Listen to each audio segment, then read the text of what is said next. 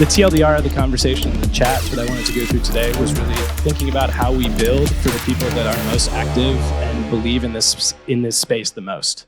How do we do this as a team? What the kind of responsibility that means for the builders and the citizens here, and how we go about trying to make sure that those same values kind of cut through to anyone we bring to the space shortly.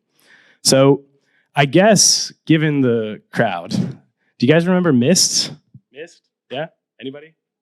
Okay, so Mist was this like pretty forward-thinking project that like back in 2015 had a number of features to it that I think you see the real utility for now, where we are. They had a dApp browser in the mobile app, by the way. They had multiple accounts. They had multi-sig support. They had like a ton of stuff to it, but it was back in 2015, right? And in 2015, I mean, you may be asking why we're not all using Mist now. Like, why are people even in this space not sort of aware of Mist? Well, like many forward-thinking projects, they basically were too early. At the time when they had all this cool functionality, you basically could only transfer your ETH to somebody, send money to ICOs, or hodl it in a multi-sig. Pretty much for forever, by the way. And so those are kind of like the three main use cases. But I think it's pretty clear that times have changed, right? And Web3's evolved as a concept a lot more than that in whatever the 8 years or so since that took place. And we're kind of in this place now where the number of things that you can do with your crypto are just rapidly expanding. I mean, these are like 20 projects, but there's literally thousands across totally different industries. And in general, that expansion basically means that we're sort of thinking, I think there was this idea, especially during the bull market, the good days, that we were ready for something. I'm sure you all heard this term, right? Like the next billion people. We're going to bring on the next billion people. And obviously, the market conditions drastically affected our ability to do that. But we really, I think, weren't, as a concept, ready to think about the next billion because the tooling around wasn't really good enough for the first million or so people. And so, we see at Zerion, kind of proof of this like expansion of use cases, I think pretty clearly. Right now, about 70% of users on Zerion have assets across multiple chains, which is I think a pretty big number. About 45% have assets across 4 chains. So we're clearly in a multi-chain era. I think that was something that was discussed a little while back about whether or not we really was multi-chain. Similarly, we have a dApp browser inside our wallet, just like Mist did back in the day. And about 4 or 5 months ago, we crossed over a pretty big milestone for us. This was like the Zerion flippening, where more than 50% of the transactions that happen on Zerion now are not from swaps or staking or things like that, but they're actually from people using the dApp browser to actually interact with Web3 itself. So it's pretty clear that we're at this era where people want to do more things with their crypto. They're able to do more things with their crypto because there's a more diverse ecosystem around it. But I still want to come back to this concept of the next billion. Are we really there yet, right? Like, is this even something that's possible? Are there this many people who even want to get into crypto? I think probably the answer is no. And at least right now, where we are in July 2023. And I kind of want to unpack maybe why that's the case. And so while everybody was thinking about the next billion during the bull market, one of the things that we decided to do at Zerion was change our entire strategy. When we were thinking about the wallet, we were pushing, I guess, like, okay, what is our strategic focus going to be? What does our target audience look like? And we had this general idea that like basically, crypto's for everybody, right? So Zerion should be for everyone. And we kind of fell into this trap of thinking about like maximum adoption or at least like mainstream adoption. And this put us into this moment where we basically were for everybody, but for no one. I guess that was kind of the feeling we had. So we started to internally think about how we could fix that and how we could really address some of the main problems that we as users and we as builders in the space felt. And we came with this decision to start looking at defining, building for a group of people we call Web3 citizens. I think it's pretty fair to say that anybody in this room, anybody in Paris for EC falls into this category, but I'm going to try to talk about who those people are, what kind of things they do, and how we go about kind of transmitting the values of Web3 to more people, building more Web3 citizens. So I guess the first question is, who are Web3 citizens? Like, what do I mean by this term? I think we have a working definition at Zerion. I think, I'm patting myself on the back, I think I came up with this term. It's my term or my definition. But basically, Web3 citizens are people who hold a variety of assets across a number of different chains and access some part of Web3 every week. Basically think if you're not using this space in some way, shape, or form every week, if you're not buying a music NFT on Sound, if you're not staking something, if you're not minting an NFT, reading a Mirror blog, something like that. But I'm pretty vague with it. It's pretty wide, I think. I think that's a pretty wide definition of what a Web3 citizen looks like. But basically, they collect, trade, buy, swap, claim, mint regularly. They're doing it often. And when we came up with this definition, it actually was almost a year ago exactly. Very, very serious, significant management offsite. We made all of these big key decisions. When we came up with this sort of definition, I kind of felt like it was missing something. First of all, it's missing nuance. But it's also missing something that I think is very important and what unites all of Web3 citizens beyond activity. This is a very, for lack of a better term, transactional way to think about a Web3 citizen. But I think there's something more going on there, and that's what we're going to sort of look at next.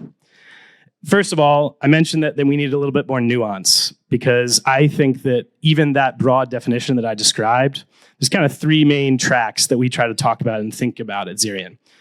First, you got builders. So again, probably everyone in this room in one way, shape, or form is a builder. I take it if you work for full-time in crypto, if you work for a crypto company, you're a builder. So you all fall into that category. Great. But basically, these are people who make their primary living essentially by adding value or building in the Web3 space. Then you have your traders. This is a familiar group to all of us. Degens, flippers, farmers, airdrop hunters, whatever, the traders, the ones actively, especially in the financial side, super active. And then you have this kind of amorphous, very large, potentially, third group, which we call enthusiasts.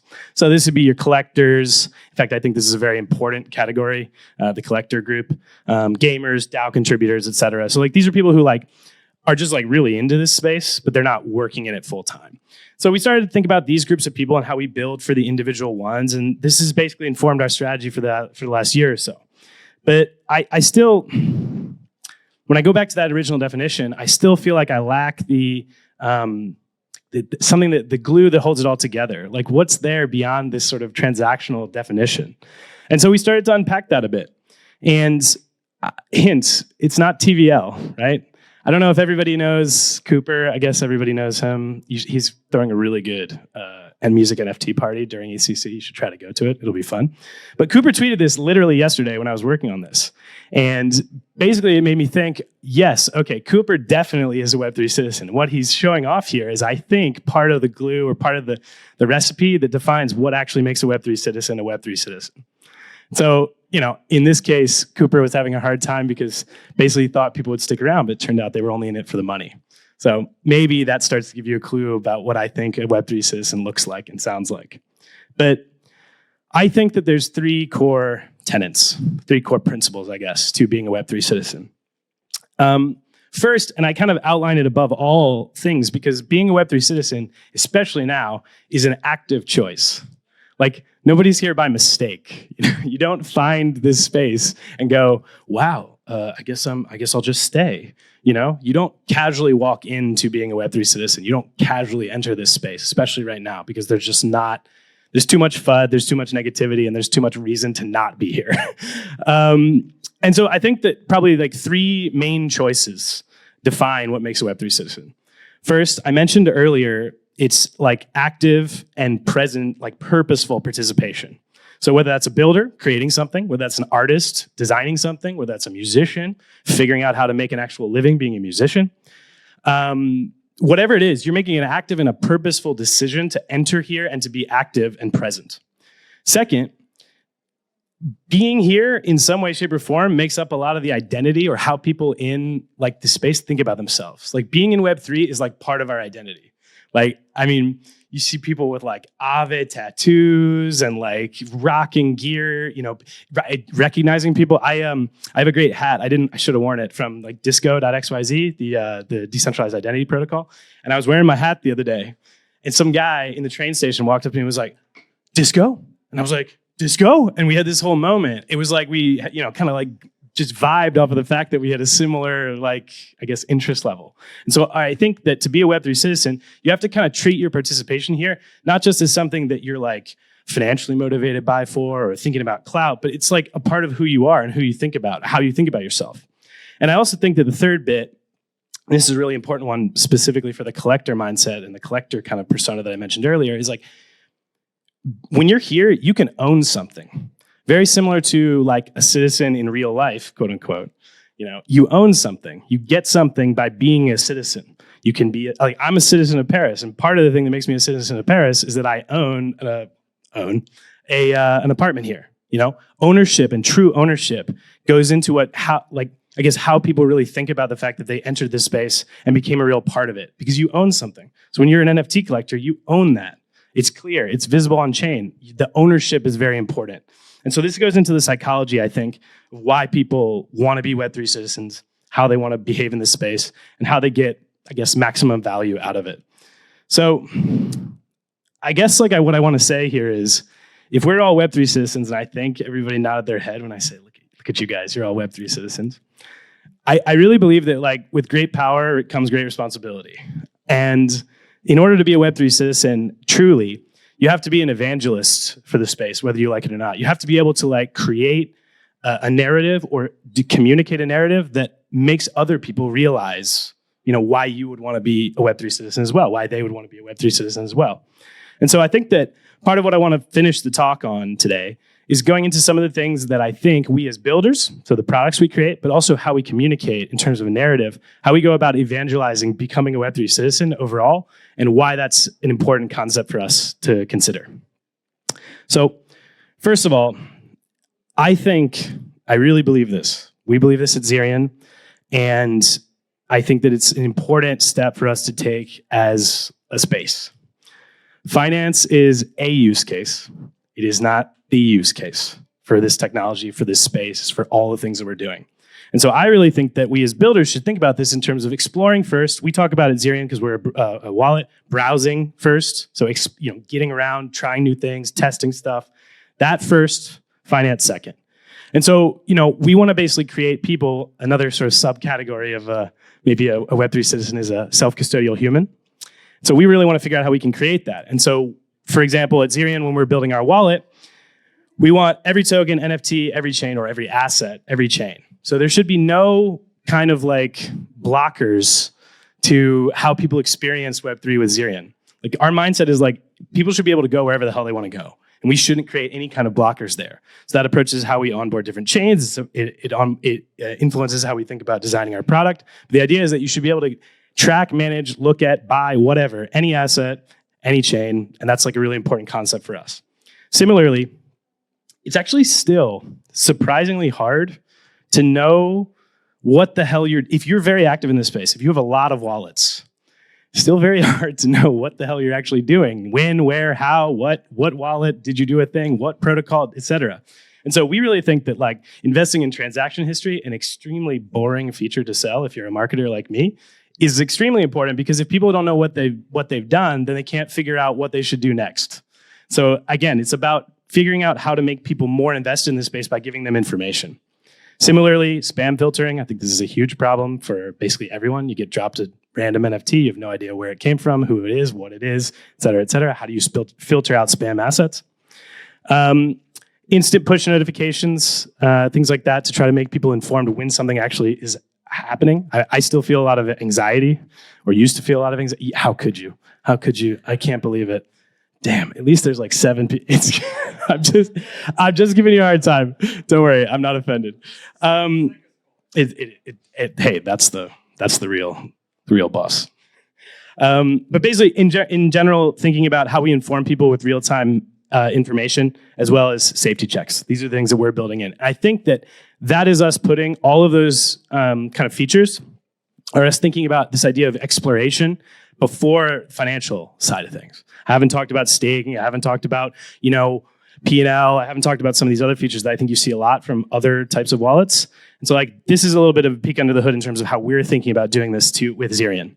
But I think another thing is that Web2 as an industry creates a very story mode type of experience. There's one way that all of these products want you to behave, right? There's one way that you're meant to experience Twitter. There's one way that you're meant to experience Instagram or something like this. And I'm sure there are millions of other non-social examples, but those are the two that came to mind. They basically create, if you imagine like an open world video game, they create like the story mode. There's like one way that you beat the game. You open up Legend of Zelda Ocarina of Time, my favorite game ever. You can start the game and you can finish the game, quote unquote. But it's an open world, right? The internet in some ways is very similar to that. You can go wherever you want to go. And I think that as builders, we need to stop creating these experiences that are meant to be one directional or very like sort of point A to point B and start opening up experiences for people to basically unlock or go as deep or as shallow as they want, depending on the day, depending on the use case. So getting rid of fixed story modes is, I think, a key part for us in terms of enabling the next wave of, maybe not next billion users, but certainly the next wave of Web3 citizens. And I think also, just like any industry, Web3 is like really prone to tribalism, especially online, maybe even face-to-face. But it's very prone to this like maxi type of behavior. And this don't be a maxi is actually a core value at Zerion. Like this is one of our company values. We don't want people who exhibit maxi behavior. I'm right, everybody else is wrong. I'm not going to listen to what this person says because whatever, it's not my worldview or not something that I have experience in. And I think that like it's easy for Web3 citizens because of this belief thing that we talked about before to like basically be able to look over all the faults in the industry or faults with individual people or individual companies and basically like forgive them because you believe in this space. And I think that we need to fight that urge. Because as citizens, we have to care about like the entire industry and entire space getting stronger. And in order for us to get stronger, we have to evolve, we have to grow.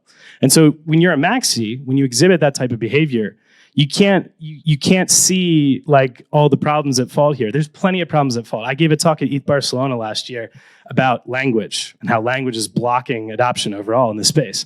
I did some research.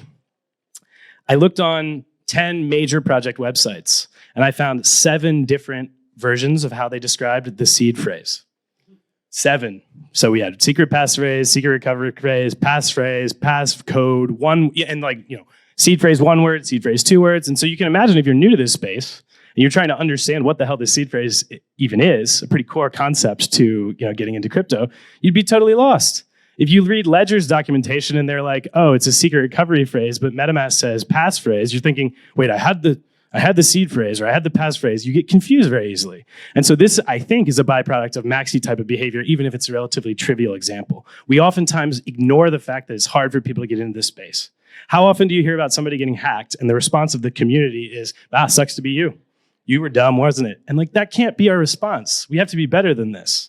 And I think that like if we can't hold our peers and the companies that we use accountable, then we don't do a very good job of ever creating a situation that truly is different from like the Web 2 space we're trying to break free from. So just really quickly, I wanted to tell an inspirational story, or relatively, it's about a marketing campaign, sorry.